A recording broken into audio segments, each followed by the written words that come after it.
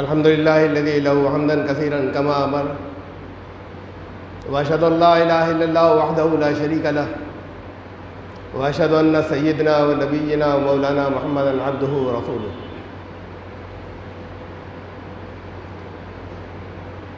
برادران کرام، زکوٰۃ اسلام کا ایک لازمی اور ایک اہم ترین رکن ہے۔ جو لوگ صاحب نصاب ہیں، مطلب یہ کہ وہ جن کے پاس صاحب نصاب ہونے کا مطلب یہ ہے کہ ایک شریعت نے جو ایک حد مقرر کی ہے، اس سے زیادہ جب ان کے پاس مال یا پیسہ ہو تو انہیں زکوٰۃ اپنے مال پر ادا کرنی ہے۔ زکوٰۃ چونکہ عام طور سے لوگ رمضان شریف میں ادا کرتے ہیں، شریعت میں نہیں ہے کسی جگہ یہ کہ رمضان میں دیں۔ سال کے جس حصے میں سہولت ہو اس کو مقرر کر لیں، لیکن دنیا میں ایک بڑی تعداد چونکہ رمضان میں زکوٰۃ ادا کرتی ہے، اس لیے رمضان میں یہ ضروری ہو جاتا ہے کہ زکوٰۃ کے کچھ مسائل بھی بیان ہوں۔ میرے پاس یہ ڈیمانڈ آئی کہ بہت اختلافات ہیں فقہا کے اور بہت کنفیوژنز ہیں، تو ایک تفصیلی میں چونکہ بہت تمام باتیں ثبوتوں کے ساتھ رکھتا ہوں، تو ایک تفصیلی یہ ڈیمانڈ آئی کہ زکوٰۃ کے تمام پہلوؤں پر ایک تفصیلی بیان جو ہے وہ جاری کیا جائے۔ میں جب ڈیمانڈ آئی، مجھے باہر جانا تھا سفر پر چند روز کے بعد، پھر واپسی کے بعد اب رمضان میں دن کم رہ گئے ہیں، لیکن بہت تیزی کے ساتھ میں اس کو ظاہر ہے کہ سارے پہلو کور کرنا ممکن نہیں ہے یہاں کے خطبے میں۔ بہت تیزی کے ساتھ میں اور بعض جگہ ایسا ہو سکتا ہے کہ ثبوت جتنے تفصیل سے رکھنے چاہیے وہ رہ جائیں، لیکن اس میں بھی وقت لگتا ہے۔ تو میں چاہتا ہوں کہ ادھر اسی حصے میں رمضان کے، جبکہ ابھی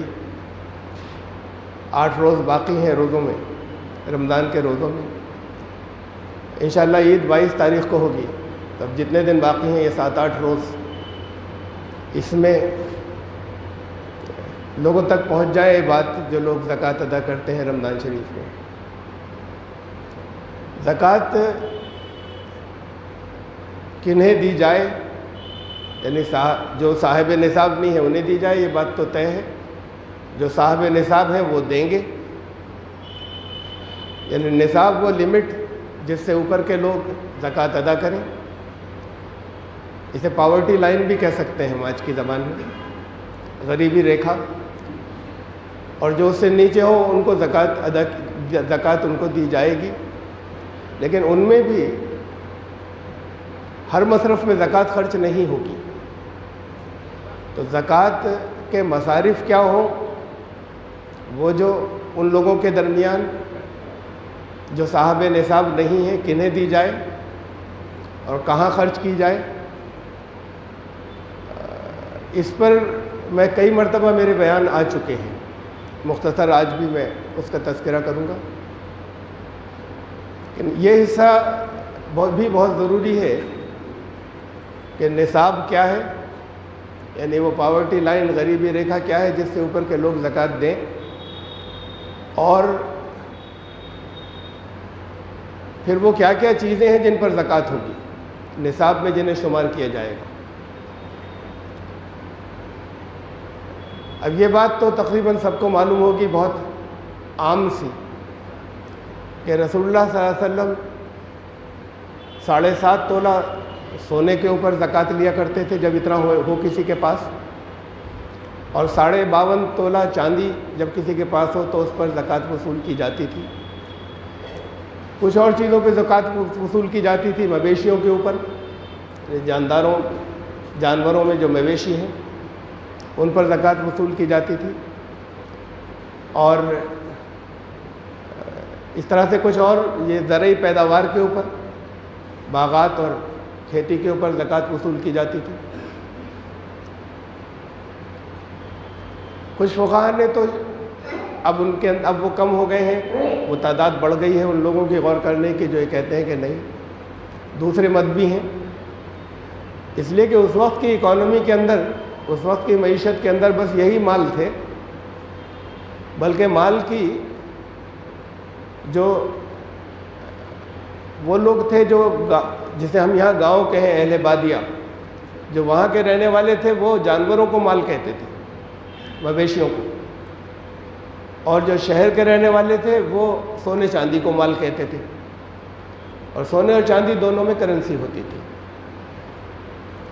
اس وقت 52.5 تولہ چاندی اور 7.5 تولہ سونے کی قیمت برابر تھی ایک دوسرے کے۔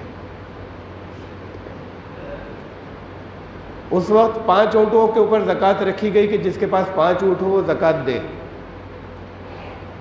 یہ نصاب ہوا، یعنی جس کے پاس اتنا مال ہو مویشیوں پر زکوٰۃ لیتے تھے۔ اس وقت 30 گائے جس کے پاس ہو، 40 بکریاں جس کے پاس ہوں، وہ زکوٰۃ ادا کرے گا۔ اچھا، وہ زکوٰۃ جانوروں کی شکل میں ادا کرتے تھے، جس کے پاس جانور ہو۔ کھیتی یا باغات، اس کی زکوٰۃ غلے یا پھلوں ہی کی شکل میں ادا ہوتی تھی، اس لیے کہ قرآن کی آیت آئی وَإِذَا أَثْمَرَ، جب وہ پھل دینے لگے، فَآتُوا حَقَّهُ يَوْمَ حَصَادِهِ، تو کٹائی کے دن اس کا حق ادا کر دو۔ تو وہ جس کے پاس جو غلہ ہے وہ اتنا اس کے اندر سے پہلے جو مقرر کیا گیا تھا عشر، 10واں حصہ، پانی وہاں نہیں ہوتا تھا تو لوگ پانی نہیں دے پاتے تھے، جو کھیتی اور پھل اس کے بغیر، عام طور سے کھجور کی کھیتی سب سے زیادہ بغیر پانی کے بھی چلتی تھی، پھلتی تھی، تو بارش کے پانی سے سیراب جہاں پر ہوتا تھا، جیسے طائف وغیرہ میں کھجوروں کے علاوہ انگور بھی ہوتے تھے بہت، تو بارش کے پانی سے سیراب ہوتے تھے، باقی علاقوں میں بارش نہیں کے برابر ہوتی تھی۔ تو ایک اسٹینڈرڈ یہ مقرر کیا کہ جو کھیتی خود سے سیراب، جو خود سے پھلے نیچرل ریسورسز سے، اس پہ 10واں حصہ لیا جائے گا غلے کا، کہ جس میں کسان کو کچھ نہیں کرنا پڑ رہا، وہ پیڑ لگا دیا کھجور کا، اب وہ پھل دے گا توڑ لیں گے، اور جن کو الگ سے پانی دینے کی ضرورت ہے وہاں نصف عشر، وہاں پر زکوٰۃ جو ہے پھر اب کم لی جائے گی، 10واں حصہ نہیں 20واں حصہ لی جائے گی۔ اب اس کے علاوہ کھیتی پر اور کوئی خرچ نہیں ہوتا تھا، یہ پیسٹی سائڈز اور کھادیں اور بہت سی اور دوسری چیزیں یہ سب نہیں ہوا کرتی تھیں جو کھیتی کرنے میں آج کل بہت زیادہ جس کا خرچ آتا ہے، کہیں ٹریکٹر ہیں، جتائی اور ان سب چیزوں کی، یہ سب نہیں ہوا کرتا تھا۔ اب ان میں سے اسے سمجھ لیں کہ کچھ باتیں تو قرآن کریم نے کہیں اور رسول اللہ صلی اللہ علیہ وسلم نے اپنے دور میں اس پر عمل کر کے دکھایا۔ ہمیں اصول لینے ہیں کہ وہ اصول کیا ہیں جو جن اصولوں کی بنیاد پر جو نافذ کیے تھے زکوٰۃ کے سلسلے میں، وہ اصول آج کے دور میں کیسے اپلیکیبل ہوں گے۔ یہ بات بالکل سمجھ میں آنے والی نہیں ہے، اور اب زیادہ تر فقہا اسی کو ماننے لگے ہیں کہ بس اتنی چیزوں پر زکوٰۃ ادا کرنی ہے، اس کے علاوہ زکوٰۃ نہیں ادا کرنی ہے۔ صرف چند متشدد گروہ ایسا کہتے ہیں کہ نہیں، رسول اللہ صلی اللہ علیہ وسلم جن پر لی تھی ان پر زکوٰۃ ہوگی، اور باقی تو کتنی ہی ٹریڈز اور کتنی ہی چیزیں ایسی ہیں، مثلا دوسری کھیتیاں بے پناہ پھلنے والی اور دوسری، کہ جن جن چیزوں پر لیا تھا زکوٰۃ لی تھی، اس کے علاوہ اب زکوٰۃ کسی اور چیز پر نہیں ہوگی۔ تو اب اکثر فقہا اب اسے ماننے لگے ہیں کہ نہیں، ان پر بھی ہوگی، یعنی ان اصول وہاں سے لیں گے کہ امپلیمنٹ کیسے کیا تھا، اور اس کے اعتبار سے وقت کے ساتھ تبدیلی ہوگی۔ اب شروع میں ایسا بھی ہوتا تھا، فقہا میں بہت اختلاف تھا کہ کسی کے پاس 52 تولہ چاندی ہے، 52.5 نہیں ہوئی، اور 7.5 تولہ نہیں تھا بلکہ 7 تولہ سونا بھی تھا. اب دونوں ملا کر تو بہت ہو گیا نا. انہوں نے کہا نہ تو سونا 7.5 تولہ ہوا نہ چاندی 52.5 تولہ ہو، اس لیے زکوٰۃ نہیں دے گا. اب کسی لاجک کامن سینس سے سمجھ میں آنے والی بات نہیں ہے، لیکن جو خالص ایسے الفاظ کی پیروی کرتے تھے اور الفاظ کو پکڑ کر صرف انہی کے حساب سے جو لوگ مسائل لیتے ہیں، یہ صرف اس طرح کے لوگوں کا خیال تھا. اور اب یہ ہو گیا طے کہ یہ انٹرچینجبل ہے، ان کی قیمت دونوں کی ملائی جائے گی. لیکن ایک فرق اور ہو گیا کہ اس دور میں 52.5 تولہ چاندی اور 7.5 تولہ سونے کی قیمت برابر تھی. تو اسے پاورٹی لائن غریبی ریکھا مقرر کیا تھا یا نصاب. اس دور سے لے کے آج تک چاندی تو بہت گھٹ گئی، گر گئی. اب ان دونوں کی قیمت کے اندر تقریباً 12 گنے کا فرق ہے. 7.5 تولہ سونا اور 52.5 تولہ چاندی کی قیمت میں 12 گنے کا فرق ہو گیا تقریباً. تو پھر اب اس میں سے اسٹینڈرڈ کسے لیا جائے گا یا معیار کسے بنایا جائے گا؟ یہ تو ماننے لگے کہ ہاں ایک دوسرے سے بدل سکتے ہیں، قیمت لے لی جائے، لیکن اس میں سے کسے کریں نصاب مقرر؟ عام طور سے دلیل یہ دی گئی، بڑی تعداد نے اسے قبول کیا کہ زیادہ سے زیادہ لوگوں سے زکوٰۃ لے لی جائے. اس لیے اگر سونے کو ہم معیار مقرر کرتے ہیں تو بہت سے لوگ زکوٰۃ سے بچ جائیں گے، تو زیادہ سے زیادہ لوگ زکوٰۃ ادا کریں. اور اصل میں یہ مسئلہ جن کی طرف سے آیا، جو ایک نظام بہت لمبے عرصے سے چلا ہے مدارس کے قیام کا، اور وہاں سے فارغ التحصیل طلبہ علماء کہلاتے ہیں، یا ان کو اپنے مدارس چلانے تھے. تو اگر زیادہ لوگ زکوٰۃ نہیں دیں گے تو مدرسوں کو کم ملے گا، تو لمٹ میں سے بہت سے لوگ نکل جائیں گے اگر سونے کو نصاب مان لیا گیا. بہرحال دلیل سامنے سے یہ رکھی گئی کہ زیادہ سے زیادہ لوگوں پر زکوٰۃ ہو جائے. اسلام کی اسپرٹ یہ نہیں ہے کہ زیادہ سے زیادہ لوگوں پر ہو جائے، یہ اسپرٹ نہیں ہے.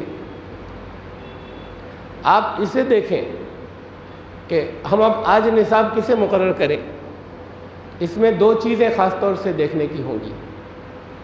نمبر 1، مویشی بھی تھے نا، ان کی بھی جب اونٹوں کی تعداد کتنے اونٹوں پر ہو، کتنی بکریوں پر ہو،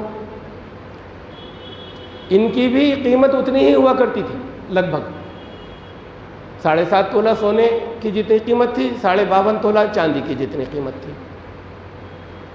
اس دور سے آج تک ایک بہت سپر نہیں لیکن ایک اچھے اونٹ کی قیمت، 5 اونٹوں کی قیمت اچھی 40 بکریوں کے برابر ہے آج بھی لگ بھگ. میں گایوں کی میں نے بات چھوڑ دی بیچ میں، اس لیے کہ گایوں میں ویریشن بہت ہو گیا. گائے وہ بھی ہے جو 5 کلو دودھ دیتی ہے، اور گائے وہ بھی ہے جو ایک دن میں یہیں ہندوستان میں 50 کلو دودھ دیتی ہے یا اس سے بھی زیادہ. تو اس میں اسی وجہ سے میں نے اس کی ذکر، اس کے ایسی اتنی پھر زبردست پھر قیمتوں کا ویریشن ہوگا یا تبدیلی ہوگی. تو 5 اونٹ، جس کے 5 اونٹوں کی اچھے اونٹوں کی قیمت اور 40 اچھی بکریوں کی قیمت آج بھی برابر ہے تقریباً. وہ برابر ہے 7.5 تولے سونے کی قیمت کے. یعنی 5 اونٹوں کی قیمت جو ہے 7.5 تولے سونے کی جو ہے وہ 5,30,35,000 روپے کا ہے اس وقت. لگ بھگ تھوڑا تھوڑا سا بدلتا رہتا ہے جیسے جیسے مارکیٹ کھلتی ہے. اچھا اونٹ تقریباً، یعنی بہت سپر نہیں، اچھا اونٹ تقریباً 1 لاکھ کا، تو یہ 5 لاکھ روپے کی ہوئی. 1200-1300 روپے کی اچھی بکری، اگر اچھا بکرا اگر لیا جائے، اچھی بکری لی جائے تو ان کی قیمت بھی بڑا، اس کے 40 کی قیمت جو ہے وہ 5 لاکھ سے اوپر جاتی ہے 40 بکریوں کی. تو اس سے یہ معلوم ہوا کہ پہلی دلیل تو یہ ہے کہ نصاب سونا ہوگا، چاندی گر گئی. گائے کی قیمت میں تبدیلیاں بہت زیادہ ہو گئیں، کہیں بہت کم کہیں بہت زیادہ، لیکن یہ تین برابر سے چل رہے ہیں اس دور سے آج تک لگاتار ہر دور میں۔ تو نصاب چاندی نہیں سونا ہوگا۔ شریعت یہ نہیں چاہتی کہ زیادہ سے زیادہ لوگوں سے لے لیا جائے، یہ کوئی اسپرٹ اسلام کی نہیں ہے۔ اسپرٹ یہ ہے کہ غربت دور ہو، اتنا لیا جائے کہ غریب نہ رہیں، غریبی ریکھا سے نیچے لوگ نہ رہیں۔ میں اس پر بات کروں گا کہ نہیں رہیں گے اگر سونے کو بھی نصاب مقرر کرتے ہیں۔ یہ تو مس یوز ہو رہا ہے، جس کی وجہ سے آپ چاندی کیا 52.5 تولہ چاندی کیا، آپ 52.5 تولہ اور کوئی سستی سی چیز مقرر کر لیجیے، نصاب کوئی رکھ لیجیے، پھر بھی غریبی دور نہیں ہوگی مسلمانوں کو۔ اس لیے کہ اس کے اندر جو نظام ہے زکوٰۃ لے کر جانے کا، اور زکوٰۃ کن لوگوں کو کہاں کہاں جا رہی ہے، کرپشن اس جگہ ہے۔ اگر صحیح لوگوں کو پہنچنے لگے تو نہیں رہے گی 8 سال کے اندر بھی غریبی، یہاں پر بھی نہیں رہے گی، مسلمان غریب نہیں بچے گا۔ بہرحال دوسری دلیل یہ ہے کہ چاندی اب دنیا میں کہیں بھی کرنسی کا معیار نہیں بچے۔ سونا اسٹینڈرڈ مانا جاتا ہے کرنسی کے معیار کا آج بھی، اس لیے سونا نصاب میں ہوگا۔ 7.5 تولہ سونا جو ہے وہ نصاب ہے، 52.5 تولہ چاندی نصاب نہیں ہے۔ 52.5 تولہ چاندی کو آپ نصاب میں رکھیں تو چھوٹی چھوٹی یہ جو محلے کی کونوں کی دکانیں ہیں جو صبح کو کھلتی ہیں، چھوٹی چھوٹی سی دکانیں، یہ سب زکوٰۃ دینے والوں میں آ جائیں گی۔ ان کو یہ وہ ہیں جن کو کچھ مدد کی جائے، اور بجائے اس کے کہ ان سے زکوٰتیں وصول کی جائیں۔ کرنسی آگے آنے کے بعد ممکن ہے معیار کچھ اور ہو جائے کبھی، تب سے آج تک سونا ایک معیار ہے۔ قرآن شریف نے کہا کہ الذین ینکثون الذھب والفضة ولا ينفقون فی سبیل اللہ فبشرہم بعذاب علیم۔ جو لوگ سونا اور چاندی جمع کرتے ہیں، ولا ينفقونہا، اور اسے خرچ نہیں کرتے، فی سبیل اللہ، اللہ کے راستے میں، انہیں عذاب علیم کی خبر سنا دو۔ جو لفظ آیا وہ جمع کا نہیں آیا، جمع کرتے ہیں۔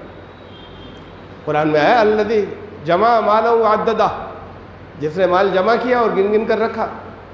یہاں جمع نہیں آیا، الذین ینکثون الذھب والفضہ، کنز کہتے ہیں خزانے کو، جو خزانے کے طور پر جمع کر لیتے ہیں سونے اور چاندی کو، اور خرچ نہیں کرتے اس میں، تو پھر ان کو خبر سنا دو عذاب علیم کی۔ آیت میں ایک اور بہت اہم بات ہے، عربی زبان کے اعتبار سے دو چیزوں کا نام لیا نا، سونا اور چاندی، تو اب اس پہ یہ کہا جائے کہ یہ سونا اور چاندی ہی ہے بس، ہیرے جواہرات یہی فیصلے کیے جاتے ہیں بہت بڑی، یعنی بہت کثیر تعداد، سب نہیں فقہا کی، کہ اور باقی تمہارے پاس پلیٹینم کے زیورات ہوں اور موتی ہوں اور جواہرات جتنے بھی ہوں، اس کا کچھ نہیں۔ سونے اور چاندی پر زکوٰۃ ہوگی۔ قرآن میں بھی کی آیت میں بھی سونا اور چاندی ہے، کہا جو اسے خزانے کے، اس وقت کرنسی ان دونوں میں ہوا کرتی تھی، سونے اور چاندی میں۔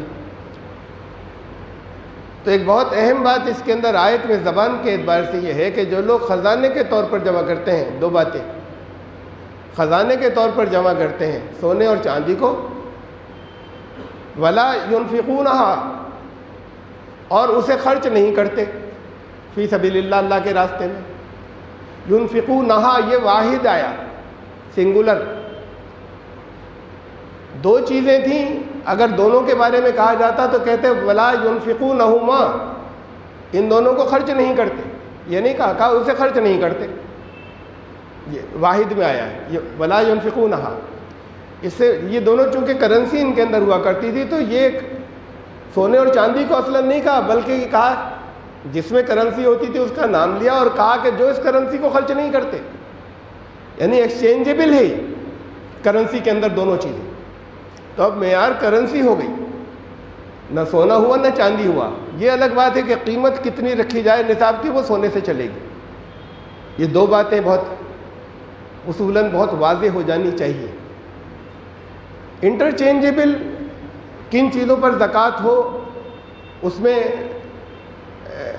زکوٰۃ میں کیا لیا جائے، اب بڑی شدت اس پر تھی کہ اور اس دور میں ایسے ہی تھا، اس لیے اس کے بعد میں اس کے اوپر شدت رہی کہ مویشی پر مویشی دیں گے زکوٰۃ میں جانور جاتے تھے چھانٹتے تھے کہ اوسط درجے کے مویشی تمہارے کیسے ہیں، تو وہ اوسط درجے کا زکوٰۃ میں 40 اونٹ اگر کسی کے پاس ہو جائیں تو 1 اونٹ لے لیں، جس طرح کے ہیں اوسط معیار کے وہ جانے والے ایسس کرتے تھے اور اس کے حساب سے لے لیتے تھے، کمی بیشی جیسا بھی ہو جائے نظری اعتبار سے۔ آج ضرورت نہیں رہی اتنا زیادہ ہمیں نظری اعتبار سے کرنے کی، بڑی ایکوریسی آ جاتی ہے جب ہم کرنسی میں کنورٹ کرتے ہیں۔ دیکھیے 5 اونٹ جس کے پاس ہو اس کی زکوٰۃ مقرر کی تھی 1 بکری، بھائی 40 اونٹوں پہ 1 اونٹ جائے گا تبھی تو 40واں حصہ ہوگا۔ اگر 5 اونٹ ہو نصاب وہاں پورا ہو رہا ہے 7.5 تولے سونے کے برابر قیمت بیٹھ رہی ہے، تو پھر اب 40 اونٹ تو وہ 40 لاکھ کے ہو جائیں گے۔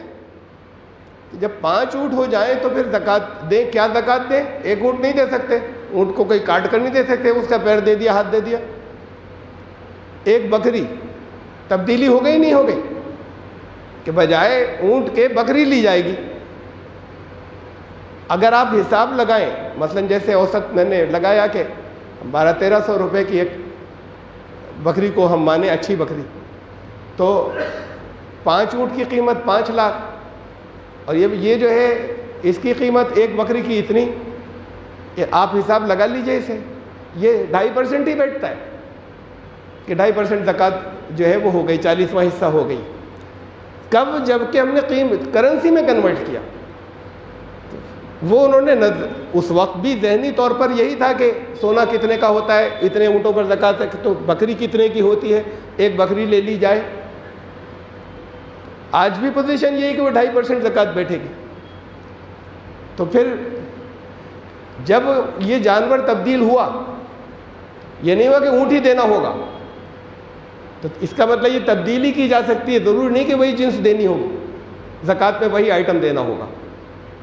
اچھا، اور دیکھیں تبدیلی کی مثالیں۔ نجران کے لوگ جزیہ دیتے تھے،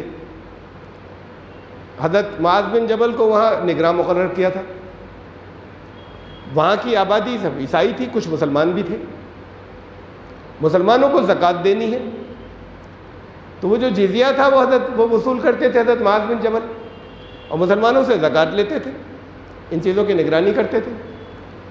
رسول اللہ صلی اللہ علیہ وسلم نے یہ پیغام بھیجا نجران کے لوگوں کو کہ تم، یعنی جو معاہدہ تھا جزیے کا وہ یہ تھا کہ تم 2000 جوڑے دیا کرو گے سالانہ، یا اس کی قیمت اوقیہ تھی کرنسی، یا اس کے جتنے اوقیہ بنتے ہیں جتنی اس کی قیمت بنتی ہے وہ قیمت میں دے دو گے۔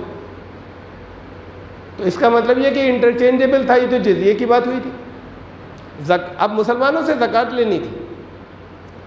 تو حضرت معاذ بن جبل نے ان سے کہا کہ تم لوگ اگر پیسوں کے بجائے، سونے چاندی کے بجائے اگر یمنی چادریں اور کپڑے دے دیا کرو تو میں لے لوں گا، تمہیں اس میں سہولت زیادہ ہے، اور وہاں مدینے کے لوگوں کو بھی اس میں سہولت زیادہ ہے کہ ان کو اب خریدنا نہیں پڑے گا کہیں جا کر، وہ ان کو ان چیزوں کی ضرورت ہے، تم اگر اس کو بجائے پیسوں کے یہ کپڑوں میں دے دیا کرو تو میں اسے زکوٰۃ میں لے لوں گا میں۔ تو اب ہمیں معلوم یہ ہوا کہ زکوٰۃ میں بھی وہ یہ نہیں کہ کب جو پیسے دے رہے ہیں تو پیسے ہی دینے پڑیں گے، اس سے آئٹم بدل کر دے سکتے ہیں اتنی قیمت کا جس کی ضرورت ہے، اس آئٹم کی ضرورت ہے، نہیں ہوتی تو اسے نہ لیتے۔ انٹرچینجیبل ہے، اصل اصول یہ معلوم ہوا کہ یہ تبدیل کیے جا سکتے ہیں، یہ ایسا نہیں ہے کہ جو جن سے غلہ ہے تو پھر غلہ ہی دینا ہوگا۔ اس اصول پر یہ بات معلوم ہے، یہ سمجھ میں آ جانا چاہیے کہ جب قرآن نے بھی جب کہا وَإِذَا أَثْمَرَ، وہ جب پھل دینے لگے، فَآتُوا حَقَّهُ يَوْمَ حَصَادِهِ، تو جب وہ ان کی کٹائی ہو تو اس دن حق ادا کر دینا۔ تو حق ادا کر دینے میں رسول اللہ صلی اللہ علیہ وسلم تو پھر وہی لیتے تھے کہ کھجوریں ہی لیے، انگور ہی لیے، ان کے نمائندے، اب وہ بیچیں گے، پیسے اس سے کے علاوہ ان کے پاس ہوں گے نہیں، تب اگر فوراً تب دینا ہے تو پھر وہ وہی چیز دے دیں گے۔ جب تمہارے پاس ابھی اس کو اور اس کا جب وسیع مفہوم اگر آپ لیں تو یہ ہو گئی فصل کٹ گئی، اب اتنی قیمت کے پیسے زکوٰۃ بنتے ہیں تو دے دو، یہ ضروری نہیں کہ وہی غلہ دیں، بلکہ اتنی قیمت کی زکوٰۃ دی جا سکتی ہے، یہ سب انٹرچینجبل ہے۔ اسپرٹ یہ نہیں ہے کہ جس ٹریڈ میں تجارت کر رہے ہیں پھر تو ایسا ہو جائے گا کہ کوئی مینتھا کی تجارت کر رہا ہے، انہوں نے کہا مینتھا دے دی، یہ لے جاؤ تم اب بیچتے رہنا۔ تو اصول یہ نہیں ہے، اصول یہ کہ اب ساری چیزیں کرنسی میں کنورٹیبل ہیں، اور کرنسی ہی کی زبان میں اسے سوچا جاتا ہے کہ یہ کتنے کی ہے، ہر چیز کو اسی زبان میں سوچا جاتا ہے۔ تو ہمیں کنورٹیبل ہونے کی مثالیں ہر جگہ مل رہی ہیں، تب اس لیے اب ہر چیز کرنسی میں کنورٹ کر کے زکوٰۃ ادا کی جا سکتی ہے۔ اب بڑا آسان ہو جائے گا، اس میں یہ نہیں ہوگا کہ 5 سے 9 اونٹوں تک کی زکوٰۃ تو اتنی ہوگی ایک بکری، اب بڑا مشکل ہو جاتا ہے کہ نہیں 6 اونٹوں پر اتنی ہوگی، 7 پر اتنی ہوگی، 8 پر اتنی ہوگی، رینج بنا دی تھی کئی بہت دور تک، اس رینج کی بھی ضرورت نہیں، قیمت میں کنورٹ کریں سونے کے برابر، 7.5 تولہ سونے کے اگر ایکویولنٹ ہوتا ہے تو زکوٰۃ ادا کر دیں، 2.5% 40واں حصہ زکوٰۃ ادا کر دیں۔ زکوٰۃ ادا کرنے میں مسائل میں چند چیزیں اور سمجھ لیں جو لوگ سمجھنا چاہتے ہوں یا جن کو جو زکوٰۃ ادا کرتے ہیں، کہ زکوٰۃ مال پر بھی ہے، زکوٰۃ آمدنی پر بھی ہے، یعنی ہم آج کی اس کے اندر اگر کہیں زبان میں جو فائنانس کے اندر بولی جاتی ہے، انکم پر بھی ہے اور ویلتھ پر بھی ہے، مال پر بھی ہے، آمدنی پر بھی ہے، قرآن میں دونوں کے تذکرہ آئے۔ وفی اموالہم حق للسائل والمحروم، ان کے مالوں میں، ان کی ویلتھ میں حق ہے سوال کرنے والے کا اور وہ جو محروم ہے اس کا حق۔ اور قرآن شریف نے بہت واضح الفاظ میں یہ بات کہی کہ تم جو کچھ کماتے ہو، تمہاری کمائی میں سے جو کچھ تم کماتے ہو، اور جو کچھ وَمِمَّا أَخْرَجْنَا مِنَ الْأَرْضِ، اور جو ہم نے زمین میں سے نکالا تمہارے لیے، وہ چاہے وہ تیل ہو، چاہے وہ اور زمین میں سے نکالنے والی اور جواہرات ہوں، ہیرے ہوں جو زمین میں سے نکالتے ہو، اور چاہے اسی زمین سے یہ پیڑ پودے اگتے ہیں اور کھیتیاں ہوتی ہیں جو ہم نے تمہارے لیے نکالا زمین سے، ان سب کے اندر جو ہے تمہارے مال میں بھی کسب کا لفظ آیا، مجھے الفاظ یاد نہیں رہے آج، کسب کمائی، تو تمہاری کمائی میں سے بھی اور جو ہم نے نکالا ہے تمہارے لیے زمین سے نکالا، اس میں تمہیں اللہ کے راستے میں دینا ہے۔ تو کمائی پر یعنی انکم پر بھی زکوٰۃ دینے کا ذکر ہے اور مال پر، تو کیا ڈپلیکیشن ہوگا؟ اب کسی کے پاس باغ ہے، ایک زمین ہے، اس میں کھیتی کرتا ہے، اب کھیتی سے جو انکم ہوئی اس پہ بھی دے اور کھیتی کی زمین کی ویلیو بھی دے، تو اصول یہ ہے یہ ڈپلیکیشن نہیں ہوگا۔ جو کیپٹل، جو مال، جو ویلتھ استعمال ہو رہی ہے کمائی کرنے میں، وہاں کمائی پر زکوٰۃ ہوگی، اور جسے خالی چھوڑا ہوا ہے استعمال نہیں کیا جا رہا تو وہاں پر پھر اس پر ہوگی زکوٰۃ، وہ بہت زیادہ ہو جائے گی، اس لیے کہ شریعت یہ چاہتی ہے، اسلام یہ چاہتا ہے کہ سرکولیشن میں رہے، یعنی اسٹیگنیشن، جمود، رک جانا نہ ہو، رکے نہیں، وہ سرکولیشن میں رہے۔ اگر زمینیں خرید کر ڈال دی ہیں تو زکوٰۃ دیجئے اس سارے کے اوپر، اسے استعمال میں لیجئے، اس سے کمائی کیجئے، چاہے آپ اسے کرائے کے اوپر دیں، چاہے آپ اسے لیز کے اوپر دیں، چاہے اس میں اپنی کوئی فیکٹری لگائیں، لیبر اکانومی بڑھے گی، لیبر لگے گی، اکانومی بڑھے گی، مارکیٹ میں مال آئے گا، پیسہ آئے گا، تو پھر اس پر دینا بہت کم ہو جاتی ہے زکوٰۃ کمائی کے اوپر۔ تو پھر اسٹیگنیشن نہیں ہو، جمود نہیں ہو جائے، اس لیے اصول یہ ہے کہ وہ سرمایہ یا وہ ملکیت جو جس سے کمائی نہیں کی جا رہی، کمایا نہیں جا رہا بلکہ رکھ لیا، اب کیوں رکھ لیا تم نے؟ رکھ لیا تو اس کے اوپر زکوٰۃ دو، استعمال کرو گے تو اکانومی بڑھے گی، معیشت بڑھے گی، پھیلے گی، غربت اسی سے دور ہو جاتی ہے۔ اگر جتنے لوگوں نے چاہے وہ پیسہ روک رکھا ہو، چاہے زمینیں روک رکھی ہو، چاہے کسی اور شکل میں سونا روک رکھا ہو، اگر وہ مارکیٹ میں آ جائے غریبی تو اسی سے دور ہو جائے، اور نہیں لاتے تو پھر اس کے اوپر زکوٰۃ دیتے رہو، خود ہی کم ہو کے ختم ہو جائے گا۔ تو یہ اس مصلحت کے پیش نظر وہ اس مال پر زکوٰۃ، اس سرمائے پر، اس مال پر، اس ویلتھ پر زکوٰۃ نہیں ہوگی جسے استعمال کیا جائے کمائی کے لیے۔ اب کمائی پر ہوگی، انکم پر ہوگی، اور جہاں انکم کے لیے استعمال نہیں کیا جا رہا وہاں پھر اس پورے کیپٹل کے اوپر اور اس پورے سرمائے کے اوپر یا اس پورے مال کے اوپر یا اس پوری ویلتھ کے اوپر زکوٰۃ ہوگی۔ پھر اسے بھی سمجھ لیں کہ اصول یہ بھی ہے کہ جو چیزیں استعمال میں ہیں، قرآن نے کہا کہ یسألونک ماذا ینفقون، یہ تم سے سوال کرتے ہیں خرچ کیا کریں، قل العفو، ان سے کہنا جو تمہاری ضرورت سے زیادہ ہو۔ اب ضرورتیں کیسے طے ہوں گی؟ لوگوں نے اپنے اپنے دور میں طرح طرح سے اندازے لگائے کہ ضرورت کسے کہتے ہیں۔ حضرت ابو ذر غفاری تو ضرورت کو ایسے کہتے تھے کہ بس ایک بکری ہو، ایک ڈنڈا ہاتھ میں ہو، کسی سے مقابلہ کرنے کے لیے اگر کوئی جانور کہیں حملہ کرے، 2 جوڑ کپڑے ہوں، ایک پہن لیں ایک دھو لیں، اس سے زیادہ جو کمی صحابہ کے اوپر ڈنڈا لے کے دوڑتے تھے کہ تم سب نے غلط جمع کر رکھا ہے مال۔ یہ ان کا مزاج تھا۔ رسول اللہ صلی اللہ علیہ وسلم نے کچھ نہیں کہا انہیں، ان کے مزاج کو بھی نہیں بدلا۔ ان سے کہا ابو ذر جب بہت اختلاف ہونا تو تم بستی سے چلے جانا، الجھنا مت۔ تو ان کا اپنا مزاج تھا، اسی کے اوپر رہنے دیا۔ لیکن اگر یہی مطلوب ہوتا اور سارے ایمان والے ایسے ہی ہو جاتے تو زکوٰۃ دنیا میں کون دیتا؟ یہ تو سب غریب ہو جاتے۔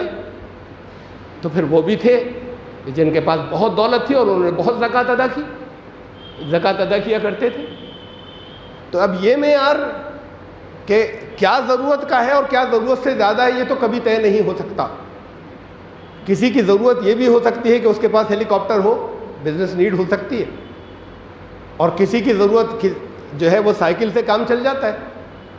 تو ضرورت کیا، ضرورت کی اس لیے شریعت نے اسے نہیں رکھا کہ یہ معیار نہیں رکھا کسی قیمت کے اندر کہ بس اس قیمت سے اوپر کی چیز ضرورت سے زیادہ مانی جائے گی۔ ضرورت سے زیادہ کا مطلب یہ کہ جو تمہارے استعمال میں نہیں آ رہی وہ ہے ضرورت سے زیادہ، جسے خود استعمال نہیں کر رہے ہو، پرسنل یوز میں نہیں، زمین لے کر ڈال دی، پرسنل یوز میں نہیں ہے۔ اگر گھر بناتے ہیں اور رہتے ہیں تو پرسنل یوز میں آ گیا، اس پر زکوٰۃ نہیں ہے۔ فیکٹری لگا لی، اب زکوٰۃ نہیں ہے زمین پر، یوز میں آ گئی، انکم جنریٹ کرنے میں آ گئی، یا پرسنل یوز میں ہو۔ کار ہے کسی کے پاس تو ٹھیک ہے، اللہ کی نعمت ہے، شکر اس کا ادا کرے۔ لیکن ایسا نہ ہو کہ ایسا فلیٹ ہو کہ وہ اتنے کے استعمال ہی نہیں ہوتا اور کھڑا ہوا ہے وہ سارا کا سارا۔ اختلاف اس پر بھی ہے، یعنی اس کے بعد پھر تمہارے پاس جو کچھ بھی ہو اس میں سے تمہارے کھانے کا پورا ہو اور تمہارے پہننے کا ٹھیک سے ہو، اس کے بعد پھر اگر اتنی ویلیو 7.5 تولے سونے کے برابر تمہارے پاس ہوتی ہے، سب طرح کی چیزیں ملا کر، اس میں موویبل چیزیں بھی ہیں، اس میں اموویبل بھی ہیں، اس میں ہر طرح کی چیزیں آ جاتی ہیں، وہ ان کی سب کا مالیہ جوڑنے کے بعد اگر اتنا ہو جاتا ہے تو زکوٰۃ ادا کرنی ہے، صاحب نصاب ہو گئے۔ پھر مسائل میں یہ بھی آتا ہے کہ ہم نے قرضہ دے دیا فلاں کو اتنا، اب وہ مال تو ہمارا ہی، ہمیں واپس کرے گا۔ اچھی خاصی بڑی تعداد نے اس پر یہ فیصلہ کیا تمہارے یہ نہ واپس کرے گا، اس پر زکوٰۃ، اس کو قرضہ بھی دے دیا، اس پر زکوٰۃ بھی دیتے رہو۔ لاجک کے خلاف ہے بات یہ۔ مال کہتے ہی اس کو ہے، ابھی مال تمہارا کب ہے؟ مال تو اللہ کا ہے، اصل میں تو تمہارا کچھ ہے ہی نہیں۔ جو استعمال کرنے لگے مال اس کی ملکیت کہلاتا ہے، جو تم استعمال کر سکو اور جس کو تم اپنی مرضی سے استعمال کر سکو، تصرف کر سکو اس کے اوپر اپنی مرضی سے، جب چاہو اس کا جو کچھ کر لیا، تمہارے کنٹرول میں ایسے ہو، اس سے تم کما سکو، وہ ہے مال۔ تو مال یہ جو ڈیفینیشن ہے، مختلف اہل لغت نے یہ ڈیفینیشن اس کے لکھی ہے۔ اب قاموس نے یہ لکھا کہ المال ما ملکتہ من کل شیء، ہر چیز کے اندر، ہر چیز وہ مال کہلائے گی جو اپنے قبضے میں ہو، اور اپنے قبضے میں ایسے ہو کہ اس کے اوپر یہ اختیار ہو کہ ہم جو دل چاہے اس کا کریں، اور اپنے چاہے رکھیں اور چاہے ہم کہیں انویسٹ کریں اور کہیں سرمایہ میں لگائیں، وہ مال ہے۔ اب دیا کسی کو قرض وہ نہیں وصول ہو رہا ابھی، یا یہ کہ بہرحال وہ وصولیابی میں دیر نہیں کرے گا، لیکن دے دیا تھا آپ نے کہ 5 سال بعد دے دینا، اس کے اوپر زکوٰۃ آپ کیوں دیں گے؟ آپ کے قبضے میں نہیں ہے، دیا تھا اس کی ضرورت کے لیے اسے، ایسے نہیں ہے کہ جیسے دل چاہے اسے آپ انویسٹ کر سکیں اب، تو اس پر زکوٰۃ نہیں ہوگی۔ مطلب یہ بھی میں ان میں سے ایک بات بھی ابھی تک میں نے ایسی نہیں کی جو کسی نہ کسی فقیر نے نہیں کہی، یعنی خالص میں کوئی نہیں لے آیا، ایسی کوئی نہیں ہے اس میں، لیکن اس کے اندر بالکل لاجیکل جو ترجیحات کی بنیاد پر جو چیزیں ہیں وہ بعض حدیث سے اور بعض قرآن کی آیات سے ثابت ہوتی ہیں، جس کا یہاں پر وقت نہیں ہے مجھے اس سارے ڈسکشن میں جانے کا۔ جس نے قرض لیا وہ زکوٰۃ ادا کرے گا، اس کے قرض لیا اس نے، اب اگر پہلے سے اس کے پاس اتنا سرمایہ تھا کہ یہ ملا کر وہ صاحب نصاب ہو گیا، تو پھر زکوٰۃ وہ ادا کرے گا، زکوٰۃ اس کے پاس ہے، ورنہ جلدی سے اپنا قرض واپس کر دے، جلدی سے جلدی۔ جس نے دیا وہ اس ویلیو کے اوپر زکوٰۃ ادا نہیں کرے گا، جب مل جائے۔ یہی حال گورنمنٹ سیکیورٹیز کا ہے کہ اگر پروویڈنٹ فنڈ اور بہت سی اور جگہ جہاں لازمی کچھ پیسے جو ہیں وہ تمہاری آمدنی تھی، آپ کی آمدنی تھی، اور اسے سرکار کے پاس چھوڑنا تھا، تو وہ جب تمہارے پاس آ جائے تب سے زکوٰۃ لگے گی، اس سے پہلے نہیں۔ اس سے پہلے وہ ٹھیک ہے، تمہارا نام تمہارا ہی چل رہا ہے، تمہارے تصرف میں نہیں ہے، تمہارے اختیار میں نہیں کہ اس کا جو دل چاہے کر لو، تو جب تمہارے کنٹرول میں آ جائے اس کے بعد پھر زکوٰۃ جو ہے وہ ادا کرنی ہوگی۔ تو زکوٰۃ کے سلسلے میں ان سب کے اوپر بہت اختلافات ہیں اور بڑی بحثیں ہیں طرح طرح کی، اور ایک بہت عام بات جو گھر گھر کی ہوگی، اختلاف اس پر بھی ہے۔ مثلا حضرت امام ابو حنیفہ کہتے ہیں، یا حنفی فقہا کے نزدیک، جو گھر میں عورتیں جو زیور استعمال کرتی ہیں اس زیور پر بھی زکوٰۃ دینی ہوگی، اور اس میں وہ کچھ روایات یا کچھ حدیثیں کوٹ کرتے ہیں کہ رسول اللہ صلی اللہ علیہ وسلم نے کہا زکوٰۃ ہوگی، اس پر زکوٰۃ لی جائے گی، میں وہ یہاں نہیں رکھ رہا حدیثیں۔ اور باقی دوسرے فقہا جو ہے وہ یہ کہتے ہیں کہ نہیں، وہ جو ذاتی استعمال میں اس پر زکوٰۃ نہیں ہوگی، اس سے اگر ایکسٹرا رکھا ہے اس پر زکوٰۃ ہوگی۔ اگر اختلاف اتنا ہو، ان کا کہنا ہے کہ نہیں، وہ حدیثیں چاہے جن کتابوں کے اندر آ گئی ہیں لیکن اس پہ جرح کیا انہوں نے کہ وہ حدیثیں اتنی مستند نہیں ہیں، جو لوگ یہ کہتے ہیں کہ اس پر نہیں ہوگی۔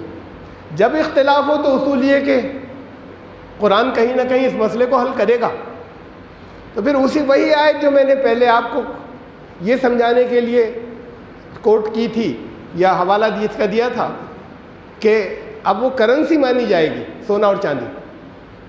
الذین ینقضون الذھب والفضة ولا ينفقونها، اور اسے خرچ نہیں کرتے، وہ جو خزانے کے طور پر جمع کرتے ہیں۔ پھر میں اس لفظ پر دوبارہ زور دے رہا ہوں، یہ نہیں کہا جو جمع کرتے ہیں، کنز کہتے ہیں خزانے کو، جو خزانہ بنا رکھا ہے جنہوں نے اسے، جو خزانے کے طور پر سونے اور چاندی کو روکتے ہیں یا جمع کرتے ہیں اور اس میں سے خرچ نہیں کرتے، انہیں بشارت دے دو یا انہیں خبر دے دو عذاب علیم کی۔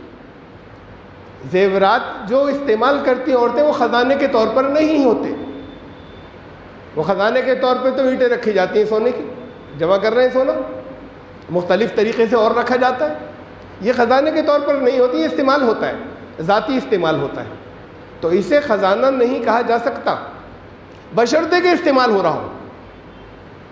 کسی کے پاس بہت ہے، لاکر میں رکھا ہوا ہے 5 سال سے، استعمال نہیں ہوا ہے، زکوٰۃ دینی ہوگی۔ جب زکوٰۃ جو ہے وہ، اچھا عام اصول زکوٰۃ کا کیا ہے؟ سال بھر گزر جائے تو لی جائے گی، یہ عام اصول ہے۔ اب اس کی تفصیلات و جزیات میں ذرا سا فرق ہے اور بہت زیادہ ہے، لیکن ایک عام اصول یہ ہے کہ جس مال پر سال بھر گزر جائے اس پر زکوٰۃ ہوگی۔ تو پھر یہاں بھی بات وہی ہے، سال بھر کسی نے استعمال نہیں کیا ہے، پڑا ہوا ہے لاکر میں، وہ جو گھر میں رکھا ہے جسے پہنتی رہتی ہیں ہر وقت کہیں جانے آنے کے لیے، اس پر نہیں ہوگی، وہ خزانہ نہیں ہے، خزانے کے طور پر جمع نہیں کیا ہے، زینت کے لیے اللہ نے اجازت دی، اسلام نے اجازت دی کہ وہ استعمال کر سکیں۔ جو چیزیں استعمال کرنا منع ہے، جیسے مردوں کو منع ہے، سونے کے زیورات، وہ اگر انہوں نے اپنے لیے زیور بنائے اور استعمال کر رہے ہیں تو وہ گناہ الگ ہوگا اور زکوٰۃ بھی اس پر دینی ہوگی، اس لیے کہ ان کے لیے ممنوع تھا، وہ عورتوں کو اجازت دی تھی۔ تو وہ جو وہ پہنتی ہی رہتی ہیں اور جس کا نمبر نہیں آتا، سال بھر میں بھی نہیں آتا، اس سب پر زکوٰۃ دینی ہوگی۔ وہ ہے جسے ہم ضرورت سے زیادہ کہیں، جسے سال بھر بھی استعمال نہیں کیا۔ اب اس میں ہیلے کر سکتے ہیں لوگ بچانے زکوٰۃ کو، تو رکھا ہوا تھا لاکر میں کا، سال پورا ہونے والا ہے، ایک دن پہن لو، اس کے بعد پھر رکھ دیں گے، تو پھر یہ زکوٰۃ سے بچ جائے گا۔ تو اللہ جانتا ہے۔ میں ہیلوں کا ذکر کروں گا آئندہ خطبے کے اندر کہ زکوٰۃ میں ہیلے کیا کیا کیے ہیں، بڑے شرمناک ہیلے ہیں۔ یخادعون اللہ والذین انفسہم،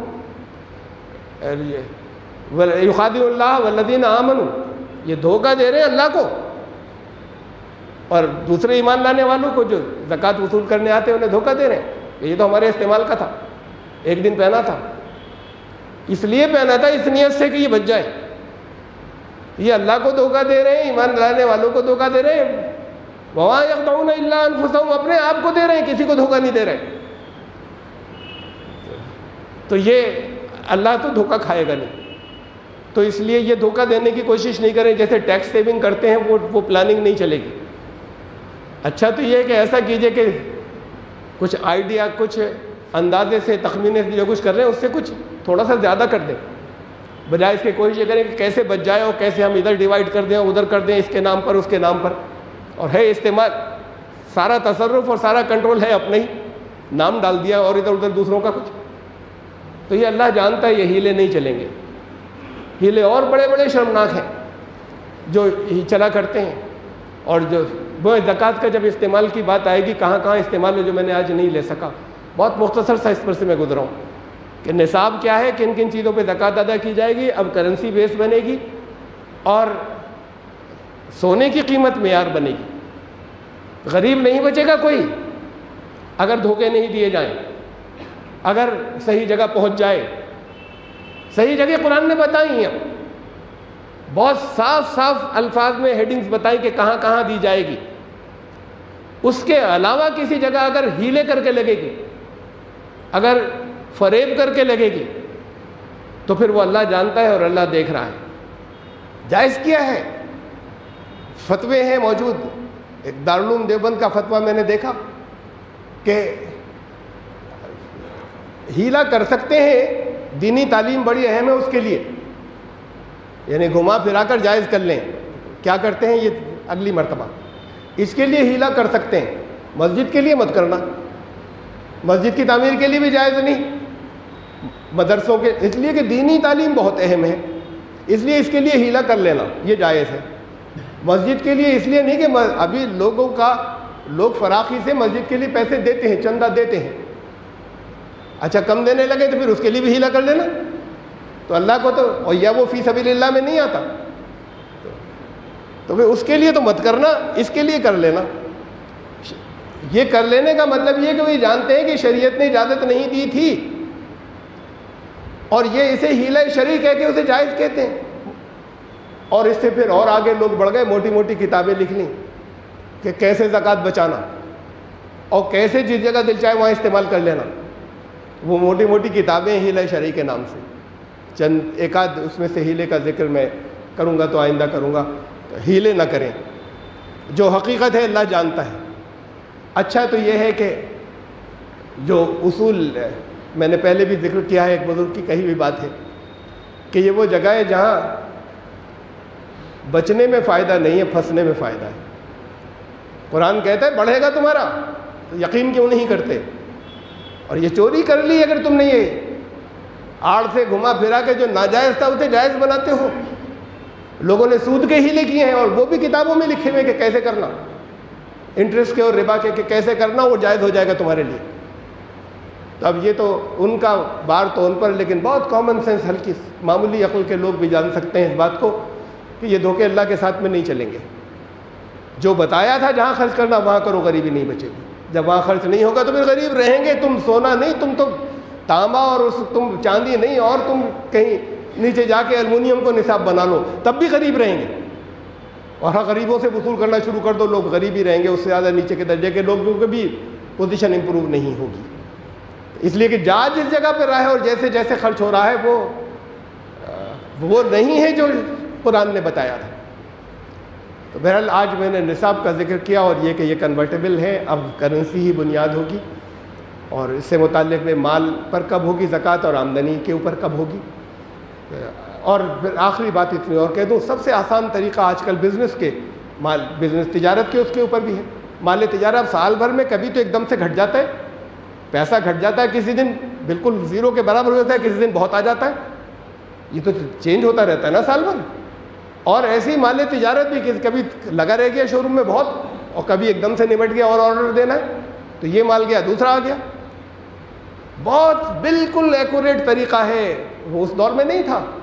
آپ کی بیلنس شیٹ جو جیسے آج بیلنس شیٹ بنتی ہے, اس میں ایک بیلنس شیٹ ہوتی ہے, ایک پروفٹ اینڈ لاس اکاؤنٹ ہوتا ہے, ایک ٹریڈنگ اکاؤنٹ ہوتا ہے.